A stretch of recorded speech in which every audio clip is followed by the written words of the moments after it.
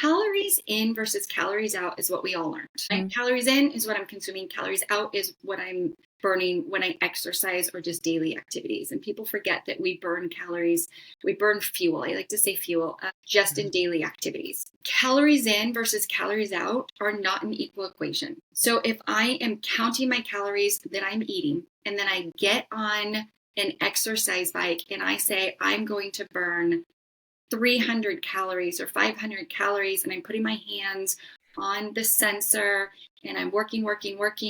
And whether I'm going really fast or using my muscles with more resistance, it may give me the same printout or the same readout.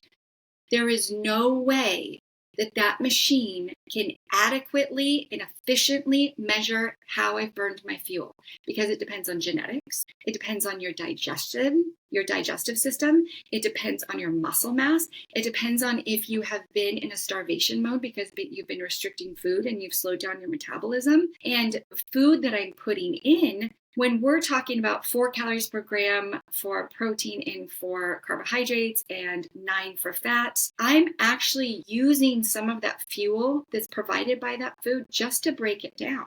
And we're not accounting for that, right? So if I'm eating a carbohydrate that's more complex versus something more simple, and complex is going to be having fiber, unprocessed. Simple is going to be little to no fiber, more processed. So let's say some quinoa versus a piece of white bread, or Ezekiel bread versus white bread. I think maybe most people know Ezekiel bread. It's a really cardboardy bread. It's only good if it's toasted. But anyway, still it's better for you. So I have a complex and I have a simple carbohydrate. Which one's going to take more work to break down? The complex, right? Which one is going to have a higher spike in blood sugar? The simple. So when I have that simple and that blood sugar goes up, insulin's going to go up, and insulin is a fat stimulating hormone. So I'm more likely to store that simple carbohydrate than I am the complex. So when we're looking at the quality of our food, we want to know that it is going to work for our metabolism, that it's going to work toward our goals, and also enjoying it. I could go down a very long avenue of blood sugar control, and maybe that's for another discussion.